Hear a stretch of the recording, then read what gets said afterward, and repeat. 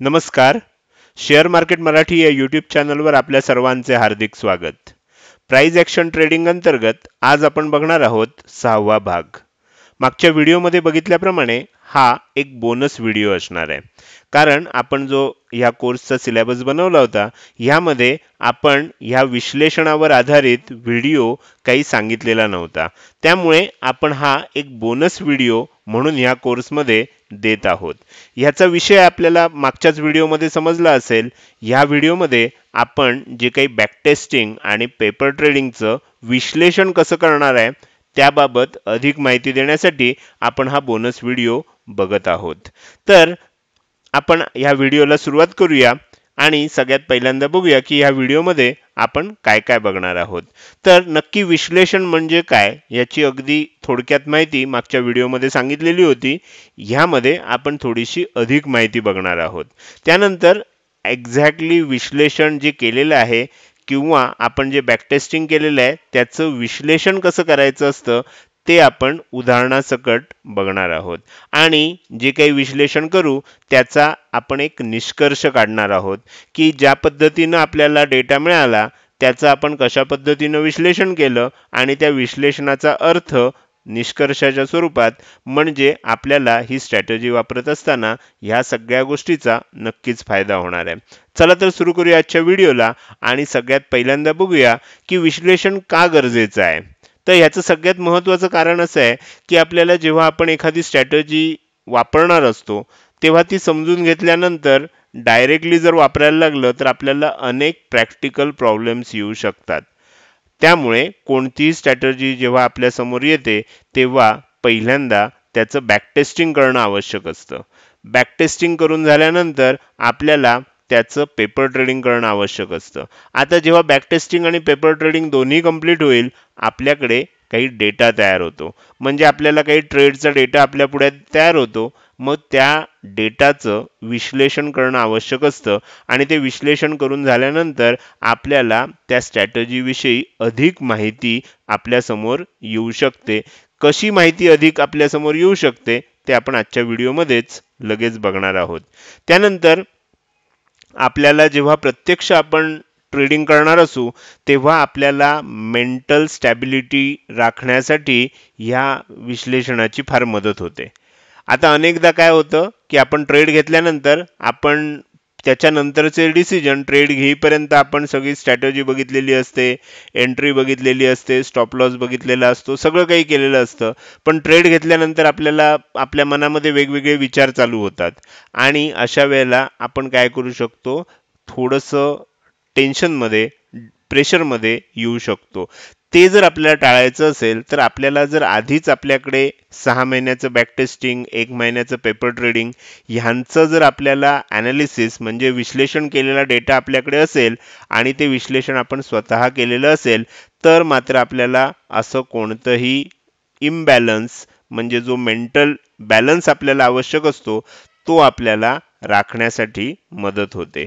आता ह्याच्यामध्ये काय असतं की अनेकदा आपल्याला असं वाटतं की आपण एंट्री तर घेतो आणि मग आपल्याला वाटत राहतं अरे आपली एंट्री तर बरोबर आहे ना, एंट्री तर चुकली नाही ना, आपण खूप घाई नाही ना केली, आपण खूप उशीर नाही ना केला. असे अनेक प्रश्न आपल्याला एंट्री घेतल्यानंतर जर आपण काहीही विश्लेषण न करता आपण जर एखादी एंट्री स्ट्रॅटेजी वापरत असू तर आपल्याला एंट्रीविषयी साशंकता वाटायला लागते. कारण आपण बरेचदा असा अनुभव घेतो की आपण एंट्री घेतल्यानंतर आपला ट्रेड लगेच लॉसमध्येच दिसायला लागतो. त्यामुळे आपल्या मनामध्ये अशी शंका येण्याची शक्यता असते. त्यानंतर आपल्याला स्टॉप लॉस जो आपण लावलेला असतो त्याच्याविषयी देखील आपल्याला साशंकता येऊ शकते.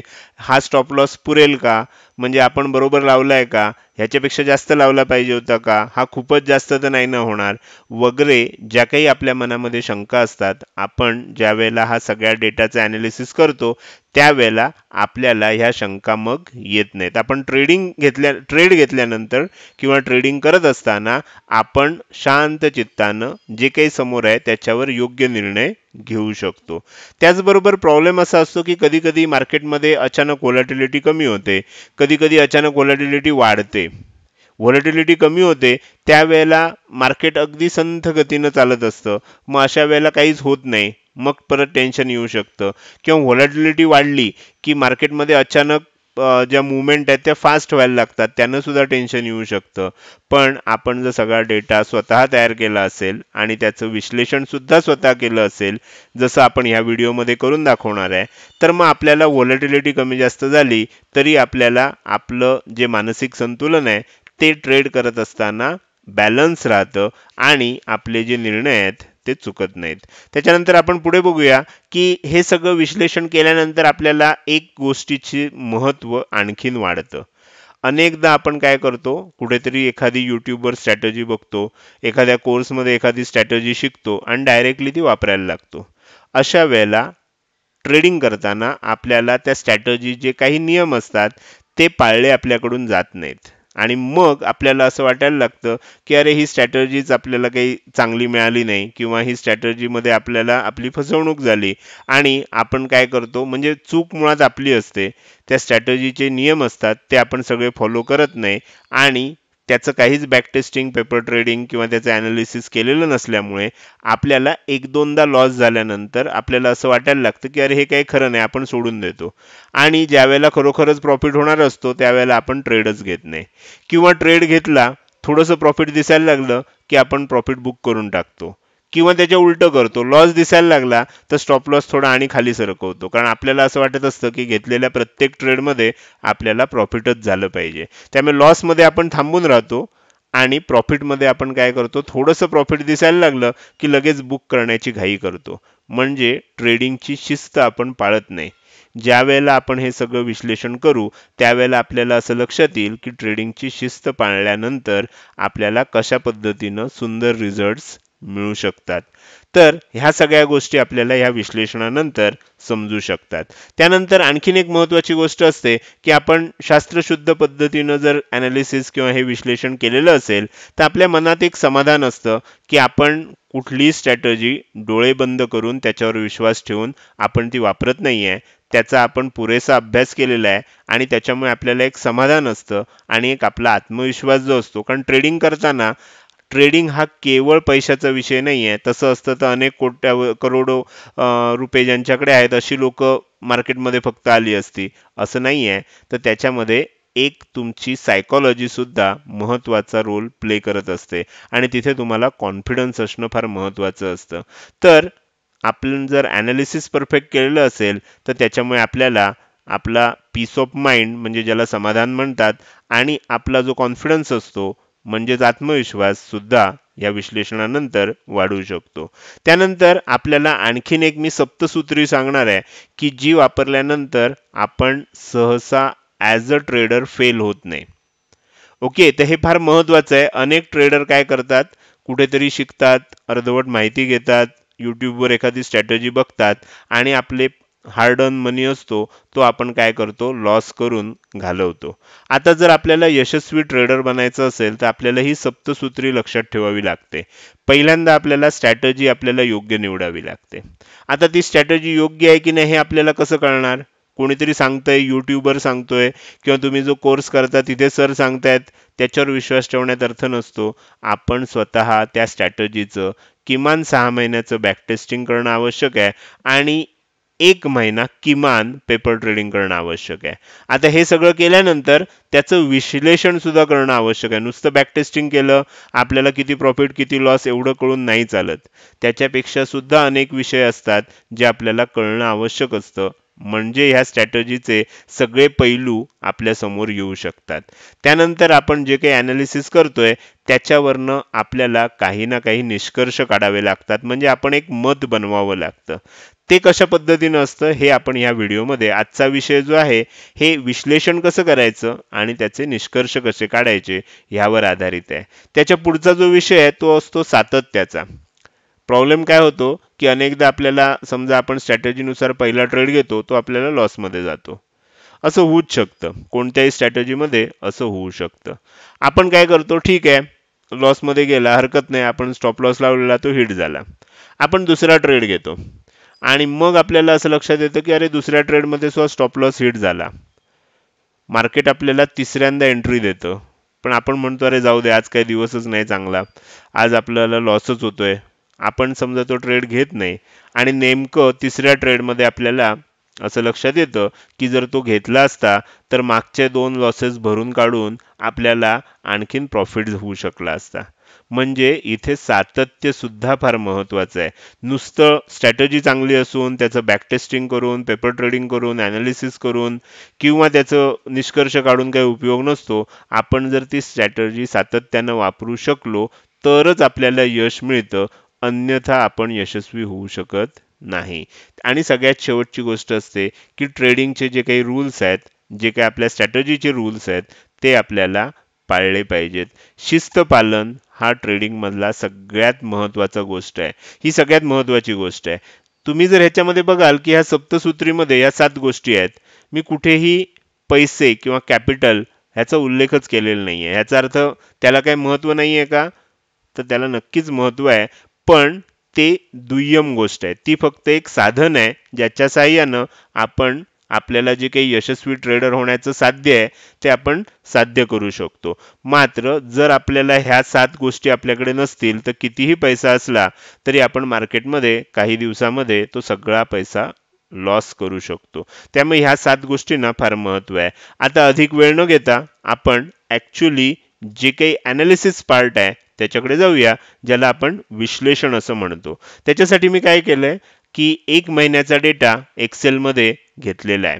3 पॉइंट स्ट्रॅटेजीचा निफ्टी स्पॉटचा 1 महिन्याचा डेटा मी एक्सेलमध्ये घेतलेला आहे. तुम्हाला जर इथे दिसत असेल तर तुम्ही बघू शकता की 21 ऑक्टोबर 2020 पासून आपण जर बघितलं तर 20 नोव्हेंबर 2020 म्हणजे 21 ऑक्टोबर ते 20 नोव्हेंबर. आता तुम्ही म्हणाल असे मधल्याच तारखा का घेतल्या? कारण ज्या वेळेला आपण स्ट्रॅटेजीचा व्हिडिओ पोस्ट केला होता आणि त्याचं बॅक टेस्टिंग केलं होतं, तेव्हा बॅक टेस्टिंगमध्ये आपण 21 तारीखपासून केलं होतं, म्हणून तोच डेटा मी कंटिन्यू केला आणि फक्त एका महिन्याचं ॲनालिसिस कशा पद्धतीनं करतात ते मला इथे तुम्हाला दाखवायचं आहे. ह्याच्याच आधारे तुम्ही काय करू शकता, 6 महिन्याच्या डेटावर ॲनालिसिस करू शकता.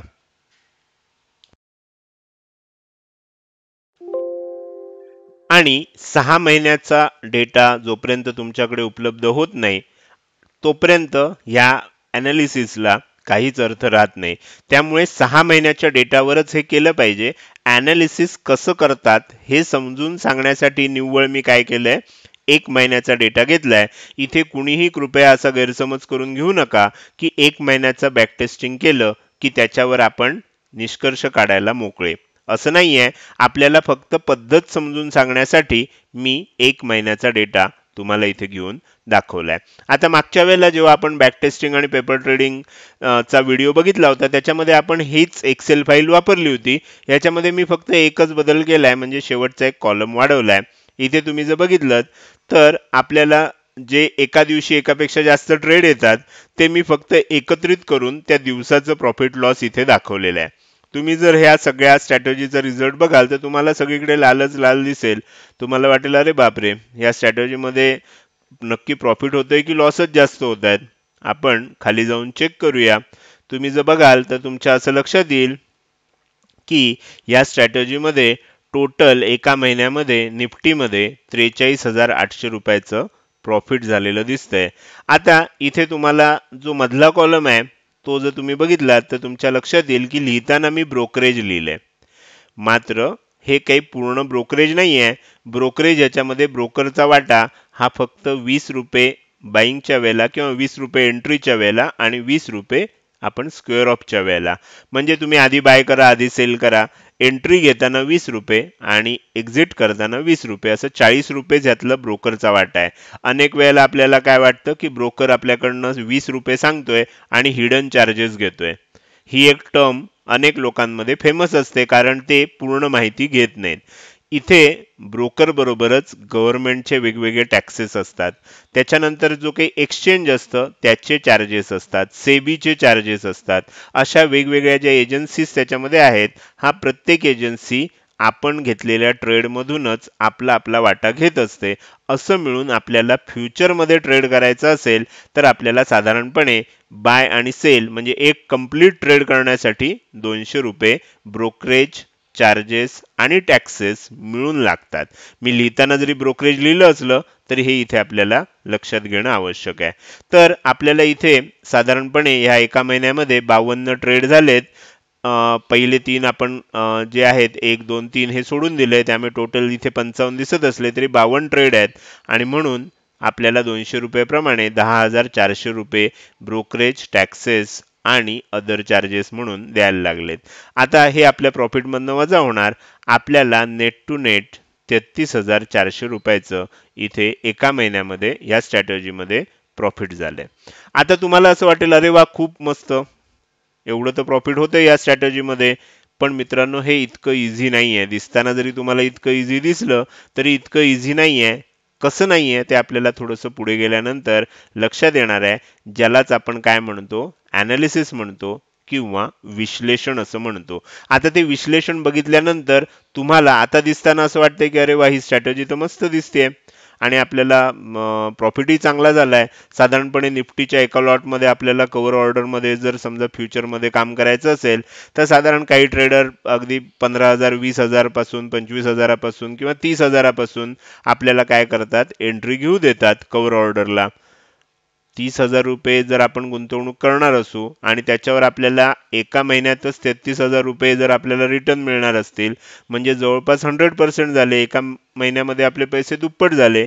पण मित्रांनो, असं कुठलंही कन्क्लुजन नुसता एवढा डेटा बघून काढायचं नसतं. ह्याच्यासाठीच विश्लेषण करणं आवश्यक असतं आणि हा डेटा सुद्धा एका महिन्याच्या ऐवजी 6 महिने बॅकटेस्टिंगचा आणि 1 महिना पेपर ट्रेडिंगचा असा 7 महिन्याचा असणं आवश्यक आहे. आता आपण जाऊया विश्लेषण पार्टकडे. विश्लेषण मी काय केलंय, ह्याच शीटवर थोडंसं ह्या बाजूला केलंय. आता तुम्ही इथे जर बघितलं तर सगळ्यात पहिलं विश्लेषण आपल्याला काय करायचंय की ह्या स्ट्रॅटेजीचा सक्सेस रेट किती आहे ते बघायचं आहे. तुम्ही जे इथे बघितलं तर तुम्हाला असं लक्षात येईल की ह्या स्ट्रॅटेजीमध्ये आपल्याला निफ्टीमध्ये, अर्थात हे मी स्पॉटवर केलेलं आहे, 52 ट्रेड आले. त्यातल्या फक्त 22 ट्रेडमध्ये आपल्याला प्रॉफिट झालं आणि 30 ट्रेडमध्ये लॉस झालाय. म्हणजे जर एखाद्यानं विचारलं की सर तुमच्या ह्या स्ट्रॅटेजीचं एका महिन्याचं सक्सेस रेट किती आहे, आणि मी जर त्याला सांगितलं नाही 42%, 42.3% वगैरे सक्सेस रेट आहे, तो म्हणेल फालतू आहे स्ट्रॅटेजी, या स्ट्रॅटेजीमध्ये काहीच अर्थ नाही आहे. पण जर म्हणून म्हटलं की नुसतं सक्सेस रेटवर राहायचं नसतं, आपल्याला अनेक बाकीच्या गोष्टी सुद्धा बघायच्या असतात. आता आपण थोडंसं पुढे जाऊया. आपण डेली जर बघायला गेलो तर आपल्याला असं लक्षात येईल की जरी इथे नंबर ऑफ ट्रेड्समध्ये लॉसचे ट्रेडच जास्त असले आणि प्रॉफिटचे ट्रेड कमी असले, तरी जर आपण डेली ॲनालिसिस करायला गेलो तर एकूण 23 दिवस आपल्याला याच्यामध्ये ट्रेडिंग करण्यासाठी मिळाले. त्यामध्ये 14 दिवस आपल्याला ओव्हरऑल नेट टू नेट प्रॉफिटमध्ये गेले आणि 9 दिवशीच आपल्याला काय झालं, नेट टू नेट लॉस झालाय. म्हणजे जर डे वाईज आपण बघितलं तर स्ट्रॅटेजीचा सक्सेस रेट किती आहे, 60.87%. म्हणजे आपल्याला 61% समजूया. म्हणून मी म्हटलं की कुठलीही स्ट्रॅटेजी 60-70%च आपल्याला काय असते, सक्सेसफुल असते. अर्थात हा 1 महिन्याचा डेटा आहे, आपल्याला पूर्ण 6 महिन्याचा डेटा घेतल्याशिवाय ही गोष्ट लक्षात येणार नाही. आपण आणखीन थोडंसं ॲनालिसिस करूया. इथे मी आणि काय केलंय, तुम्ही जर बघितलं तर ॲव्हरेज प्रॉफिट पर ट्रेड, म्हणजे जेव्हा आपल्याला प्रॉफिट होतं, प्रॉफिट झालेले ट्रेड किती आहेत, तर 22 ट्रेड आहेत. तर त्या 22 ट्रेडचं मी जेवढं प्रॉफिट झालंय त्या सगळ्याची बेरीज केली, भागिले 22 केलं. माझ्या असं लक्षात येतंय की ॲव्हरेज जे प्रॉफिट आहे ते प्रत्येक ट्रेड मागे 4,500 रुपयाचं, म्हणजे जेव्हा आपल्याला प्रॉफिट होतं तेव्हा ऑन अन ॲव्हरेज 4,500 रुपयाचं प्रॉफिट होतं. आपल्याला जर दिवसाला बघायला गेलं तर जे दिवस आपल्याला म्हणजे 14 दिवस प्रॉफिट झालं, ऑन अन ॲव्हरेज दिवसाला आपल्याला 5,000 रुपयाचं याच्यामध्ये प्रॉफिट झालं. फक्त प्रॉफिट झालेले दिवसच आपण इथे धरले, लॉस झालेले दिवस धरलेले नाहीत. आता लॉसकडे येऊया. जेव्हा आपल्याला लॉस होतो तेव्हा पर ट्रेड साधारण किती लॉस होतो, तुम्हाला असं लक्षात येईल की पर ट्रेड आपल्याला साधारण 2200 रुपयाच्या आसपास लॉस होतो. तुमच्या असं लक्षात आलं असेल की 2200 रुपये लॉस होतोय. जेव्हा लॉस होतो तेव्हा 2200 रुपये होतोय ऑन अन ॲव्हरेज, आणि जेव्हा प्रॉफिट होतोय तेव्हा 4,500 रुपये होते. म्हणजे इथेच लक्षात येतंय की रिस्क टू रिवॉर्ड रेशो जो आहे तो 1:2 आपल्याला सहज मिळतोय. हे आपल्याला इथे समजलं. डेली बघितलं तर डेली मात्र काय होतंय की आपल्याला तेवढा रिस्क टू रिवॉर्ड रेशो याच्यामध्ये मिळत नाहीये. अर्थात हा डेटा सफिशियंट पुरेसा नाहीये.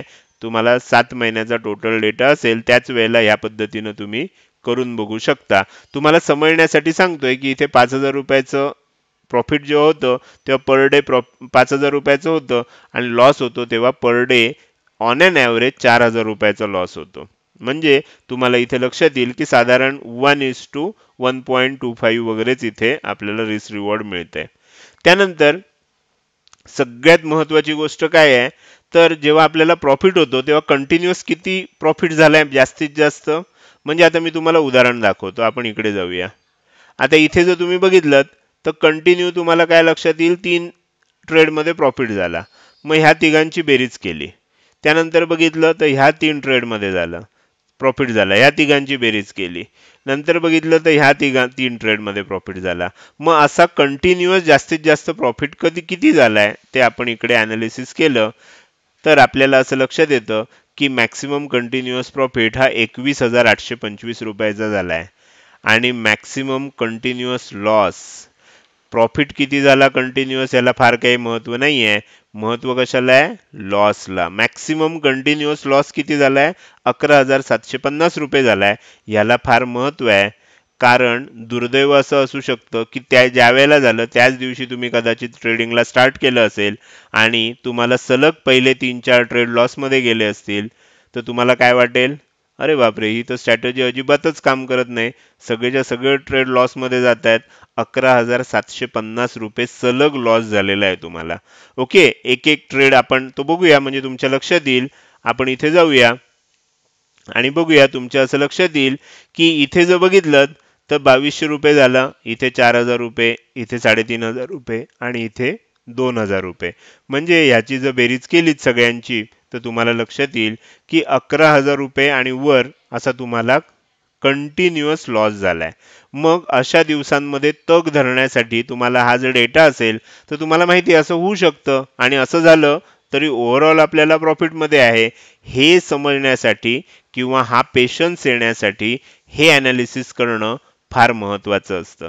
आणखीन थोडंसं आपण पुढे येऊया अनालिसिसवर आणि आपल्याला असं लक्षात येईल गुरुवारच्या दिवशी, मित्रांनो लक्षात घ्या, गुरुवारच्या दिवशी काय झालंय, कारण आपण सांगताना काय सांगितलंय, ही स्ट्रॅटेजी फक्त ट्रेडिंग, ज्या दिवशी ट्रेडिंग मध्ये ट्रेंडिंग असतं मार्केट त्यावेळेलाच वापरायची आहे. ट्रेंडिंग असताना वापरायची आहे, जेव्हा साईडवेज मार्केट असतं तेव्हा वापरायची नाहीये. आणि आपल्याला माहिती आहे दर गुरुवारी निफ्टी बँक निफ्टीमध्ये ऑप्शनची विकली एक्सपायरी असते आणि त्यामुळे त्या दिवशी 70% वेळा काय असतं मार्केटमध्ये साईडवेज मुवमेंट असते आणि 30% वेळाच काय असतं, 30% वेळाच ट्रेंडिंग असतं. तरी मी आपण काय केलंय, कव्हर केलंय. आपण मग नंतर निष्कर्ष काढू शकतो. ह्या एका महिन्यामध्ये तुम्ही जर बघितलं तर जे गुरुवारी प्रॉफिट झालंय ते एकूण प्रॉफिट 10,750 आहे आणि गुरुवारी जो आपल्याला लॉस झालाय तो 15,600 रुपये आहे. आता ह्या सगळ्यावरनं जेव्हा आपण हे 6 महिन्याचं करू, 7 महिन्याचं टोटल पेपर ट्रेडिंग सकट करू, त्यावेळेला तुम्हाला हे फायनल होईल की गुरुवारी मग ह्या स्ट्रॅटेजीनुसार ट्रेड करायचा की नाही करायचा. ओके, तर हे सगळ्या गोष्टीसाठी आपल्याला अनालिसिस फार महत्वाचं असतं. कारण इथे आपल्याला कळलंय की एका महिन्यामध्ये तरी गुरुवारमुळे आपल्याला जवळजवळ 5,000 रुपयाचा लॉस झालाय. जो गुरुवारी आपण ट्रेडिंगच केलं नसतं तर आपल्याला ते 5,000 रुपये आपले काय झाले असते, वाचले असते. तर आणखीन आपलं प्रॉफिट जास्त झालं असतं. तर हे आपल्याला इथे लक्षात आलं. आता जर बघितलं तर गुरुवारी जर बघितलं तर टोटल 10 ट्रेड आले होते, त्यापैकी फक्त 3 ट्रेडमध्ये प्रॉफिट झालंय आणि 7 ट्रेडमध्ये लॉस झालाय. अर्थात जर तुम्ही बघितलं तर इथे सुद्धा 7 ट्रेडमध्ये मिळून 15,000 लॉस झालाय. म्हणजे ऑन अन ॲव्हरेज 2,000 रुपये आणि इथे 3 ट्रेडमध्ये मिळून 10,750, म्हणजे ऑन अन ॲव्हरेज इथे 3,000 पेक्षा जास्तचं प्रॉफिट आहे. म्हणजे ऍक्च्युली स्ट्रॅटेजी काम करते पण गुरुवार हा योग्यच दिवस नाही असं आपल्याला या एका महिन्यावरून वाटू शकतं.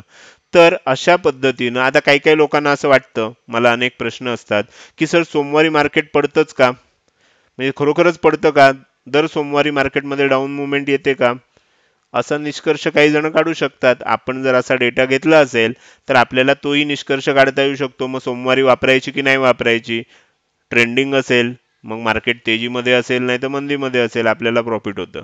त्यामुळे अशा अनेक गोष्टी आपण काय करू शकतो, या अनालिसिसमुळे समजून घेऊ शकतो. तर अशा प्रकारचं विश्लेषण जेव्हा तुमच्या पुढे तयार होईल, तेव्हा तुम्हाला त्या स्ट्रॅटेजी विषयी अनेक पैलू तुमच्या डोळ्यासमोर येतील आणि मग तुम्ही काय करू शकता, मग तुम्ही त्याच्यातनं निष्कर्षाला येऊ शकता. आता निष्कर्ष काय निघाले याच्यामध्ये, तर पहिला निष्कर्ष निघाला की 6 महिन्याचं आपल्याला बॅक टेस्टिंग आणि 1 महिन्याचं पेपर ट्रेडिंग करणं अत्यावश्यक आहे. त्याशिवाय आपल्याला पूर्ण फायनल निष्कर्ष काढता येऊ शकत नाही. हा आपला पहिला निष्कर्ष आहे. दुसरा निष्कर्ष काय आहे की सुरुवात करताना आपल्याला किती कॅपिटल लागेल हे आपण ह्याच्यावरनं अंदाज काढू शकतो. आत्ता जे काही मी अनालिसिस केलंय त्याच्यावरनं आपल्याला असं लक्षात येईल की आपल्याला किती कॅपिटल लागणार.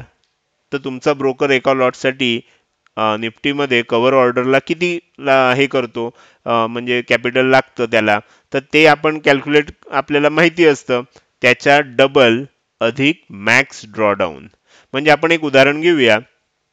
समजा तुमचा ब्रोकर कव्हर ऑर्डरसाठी निफ्टीच्या फ्युचरच्या कव्हर ऑर्डरसाठी समजा 20,000 रुपये कॅपिटल त्याला तो घेतो आणि तो 20,000 रुपये तुमच्या अकाउंटला असतील तर तुम्ही कव्हर ऑर्डर निफ्टीची घेऊ शकता.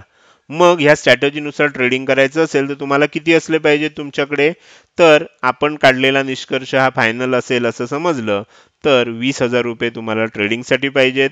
20,000 रुपये तुम्ही सेफ साईडला, म्हणजे जर समजा काही एखादा दिवस अशी काहीतरी वाईट बातमी येते, काही वाईट गोष्टी घडतात, मार्केट एकदम उलटपुलट चालतं, लॉस जास्त होऊ शकतो, असं काही ना काही होऊ शकतं, म्हणून 20,000 रुपये तुम्ही सेफ साईडला तुमच्याकडे ठेवून दिलेत. ते 20,000 म्हणजे 40,000 झाले.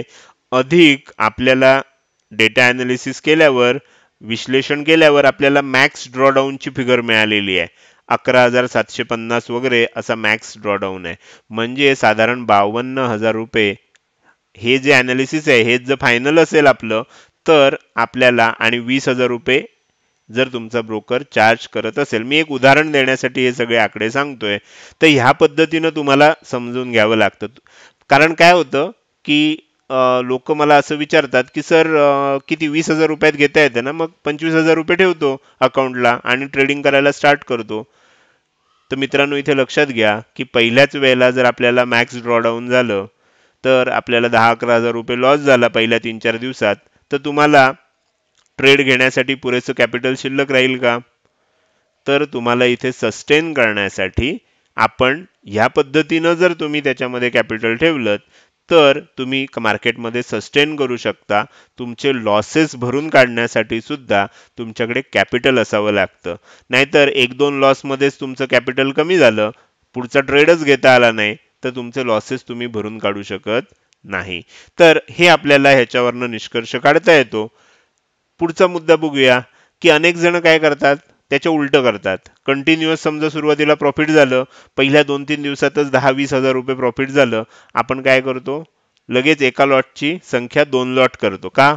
तर आपल्याला वाटायला लागतं अरे ही स्ट्रॅटेजी जबरदस्त आहे, 100% ही काम करते, आपल्याला ह्याच स्ट्रॅटेजीनं करायचं आहे, आपण लॉट वाढवूया, झालं तरी मी कुणाकडनं तरी कर्ज काढतो, पैसे गोळा करतो आणि मी 2 लॉटनं चालू करणार.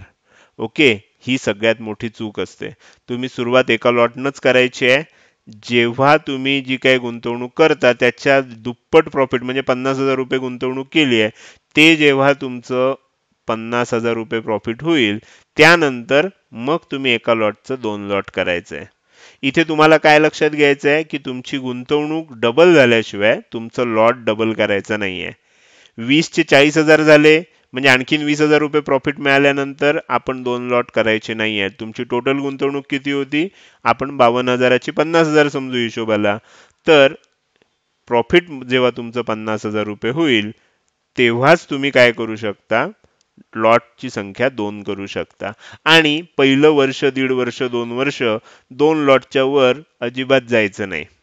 हे त्याच्या पुढचं, हा नियम काही तिथे मी लिहिला नाहीये, पण मी तुम्हाला मुद्दाम सांगतो की पहिली 1-2 वर्ष 2 लॉटच्या वर जाऊ नका. काही लोक मी असे बघितलेत की पहिले 1 महिना, 2 महिने, 3 महिने खूप चांगलं प्रॉफिट करतात, लॉटची संख्या वाढवायला लागतात, 3, 4, 5 लॉट घेतात आणि नेमकं एक मोठा असा लॉसचा दिवस येतो आणि मग प्रॉब्लेम असा होतो की त्याच्यानंतर एक लॉटचा सुद्धा ट्रेड घेण्या एवढं मार्जिन त्यांच्याकडे शिल्लक राहत नाही. त्यामुळे शिस्त पालन करणं हे अतिशय महत्वाचं आहे. त्यानंतर विशिष्ट दिवशी ट्रेड घ्यायचा की नाही याबाबत आपण नक्कीच निर्णय घेऊ शकतो. म्हणजे आता उदाहरणार्थ गुरुवारी या 1 महिन्याच्या याच्यावरनं आपल्याला काय लक्षात येते की गुरुवारी ट्रेड करणं शक्यतो टाळलं तर बरं. गुरुवारी ह्या स्ट्रॅटेजीनुसार नको, वेगळी काही असेल तर ती वापरू शकतो. ह्या स्ट्रॅटेजीनुसार आपल्याला गुरुवारी लॉस होतोय असं हाच जर डेटा कन्फर्म 6 महिन्याचा असता तर मी म्हटलं असतं. अर्थात हा 1 महिन्याचा आहे, याच्यावरनं आपण असा काही निष्कर्ष काढू शकत नाही. आपण पुढे जाऊया. त्यानंतर सगळ्यात महत्वाचा निष्कर्ष आपण काय काढला, इथे जर आपण बघितलं तर सप्तसूत्री जर आपण पाळली, 7 सूत्र आपली आहेत. पहिलं सूत्र काय आहे तर आपली स्ट्रॅटेजी चांगली पाहिजे, ती आपली आहेच. दुसरं सूत्र काय आहे, स्वतः केलेला 6 महिन्याचं बॅक टेस्टिंग आपल्याकडे असलं पाहिजे. आपण बरेच वेळेला काय करतो, सर मला वेळ नाहीये, सर मला ऑफिसची कामं भरपूर आहेत, मला नाही बॅक टेस्टिंग करता येते, अशी आपण बहाणे शोधून काढतो. मग मित्रांनो लक्षात घ्या, तुम्हाला जर बॅक टेस्टिंग करायला वेळ नसेल तर ट्रेडिंगला सुद्धा तुम्ही वेळ नका देऊ, कारण मग तुम्हाला लॉस होणार. तुम्हाला ज्या वेळेला पूर्ण वेळ असेल, जेव्हा तुम्ही पूर्ण बॅक टेस्टिंग स्वतःच्या स्वतः कराल, दुसऱ्याच्या बॅक टेस्टिंगवर, म्हणजे मी स्विमिंगचे कितीतरी चांगले चांगले व्हिडिओ बघितले म्हणून मी कधीही पाण्यात उडी मारून पोहण्याचा प्रयत्न करून चालत नाही. त्यासाठी मलाच थोडं थोडं थोडं पहिल्यांदा पाय बुडवावा लागतो, हात बुडवावा लागतो, एकदा नाकाला पाणी लागावं लागतं. ह्या सगळ्या गोष्टीसाठी मला स्वतःलाच पाण्यात उतरावं लागतं. त्यामुळे अनेक जण असं म्हणतात, सर आम्हाला डेटा द्या. असं डेटा घेऊन तुम्हाला त्यातनं कॉन्फिडन्स येऊ शकत नाही. त्यामुळे बॅक टेस्टिंग स्वतः केलं पाहिजे, पेपर ट्रेडिंग स्वतः केलं पाहिजे आणि त्यानंतर निष्कर्ष किंवा ॲनालिसिस आधी करून निष्कर्ष काढला पाहिजे आणि त्यानंतर सातत्य ठेवून शिस्त पालन जर केलं, असे 7 गोष्टी ज्या सांगितल्यात त्या जर व्यवस्थित तुम्ही केल्यात तरच तुम्ही 100% यशस्वी ट्रेडर बनू शकता. हे मी मुद्दाम पुन्हा या ठिकाणी सांगतोय. आता आपण हा व्हिडिओ संपवत आणतोय. तर ते संपवत असताना मी आणखीन एक गोष्ट सांगतो की जर हा कोर्स आता जवळजवळ संपल्यात जमा आहे, तर ह्या कोर्समध्ये जर समजा तुम्ही ह्या व्हिडिओजला चांगला रिस्पॉन्स दिलात, याच्या खाली जर आपल्याला चांगले कमेंट्स आले, याच्यामध्ये जर तुम्ही लाईकची संख्या जर वाढली, तर मी तुम्हाला आणखीन एक बोनस व्हिडिओ देणार आहे, ज्याच्यामध्ये प्रॅक्टिकल ॲडजस्टमेंट कशी करायची असतात. आपल्याला जे ही स्ट्रॅटेजी आहे याच्यामध्ये प्रॅक्टिकल ॲडजस्टमेंट कशी करायची असतात ते मी तुम्हाला त्या व्हिडिओमध्ये सांगेन, जो या कोर्समधला शेवटचा व्हिडिओ असेल. अन्यथा आपला कोर्स ह्या पूर्ण याच्यामध्ये इथेच ह्या व्हिडिओ बरोबरच संपत आहे. मित्रांनो, हा कोर्स तुम्हाला कसा वाटला हे कमेंट करून नक्की सांगा. तुम्हाला जर हा व्हिडिओ आवडला असेल आणि हा कोर्स आवडला असेल तर ते देखील कमेंटमध्ये सांगायला विसरू नका, कारण तुमचं एक छोटंसं कौतुक हेच माझ्यासाठी खरं बघायला गेलं तर प्रेरणा आहे. त्यामुळे जर व्हिडिओ आवडले असतील तर सगळ्या व्हिडिओना लाईक करा. आपल्याला जर समजा ह्याच्यामध्ये आणखीन काही सुधारणा पाहिजे असेल तर ते देखील कमेंटमध्ये सांगायला विसरू नका. आपण अजूनपर्यंत शेअर मार्केट मराठी हा चॅनल सबस्क्राईब केला नसेल तर नक्की सबस्क्राईब करा आणि शेजारी असणाऱ्या बेल आयकॉनला क्लिक करून ऑल असा ऑप्शन सिलेक्ट करा. आजच्या व्हिडिओमध्ये आपण इथेच थांबूया. धन्यवाद.